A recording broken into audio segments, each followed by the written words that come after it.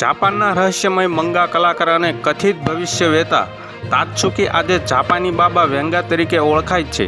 તેમના પુસ્તક the future I show દ્વારા તેમણે વર્ષો પહેલાં કેટલીક ઘટનાઓની ભવિષ્યવાણી કરી હતી જે પાછળથી સાચી સાબિત થઈ, જેમ કે 2011ની જાપાન સુનામી, વૈશ્વિક રોગચાળાની લહેર, ભૂકંપ અને એશિયામાં આગની ઘટનાઓ થઈ.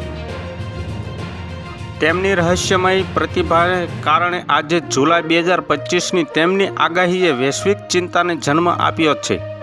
રિયો તાત્સુકીના પુસ્તકમાં લખેલા મુજબ જુલાઈ 2025માં જાપાનના દક્ષિણ સમુદ્રમાં સમુદ્ર ઉકળવા લાગશે અને આ પછી પાણીની અંદર જ્વાળામુખી ફાટશે, જે ભયંકર સુનામીનું કારણ બનશે. આના કારણે જાપાનના દક્ષિણ ટાપુઓ, તાઇવાનના દરિયાકાંઠાના વિસ્તારો અને ઇન્ડોનેશિયાના કેટલાક ભાગો પ્રભાવિત થશે.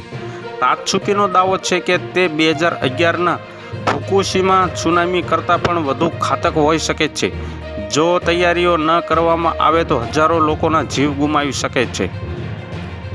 સન 1999માં પ્રકાશિત ધ ફ્યુચર આઈ શો શરૂઆતમાં એક કાલ્પનિક પુસ્તક માનવામાં આવતું હતું, પરંતુ જ્યારે 2011માં જાપાનમાં આવેલી સુનામી પુસ્તકમાં આગાહીની તારીખ સાથે મેળ ખાતી હતી, ત્યારે તેને અપેક્ષિત ચેતવણી તરીકે જોવામાં આવ્યું. આ પુસ્તક વિશે કેટલીક ખાસ બાબતો છે.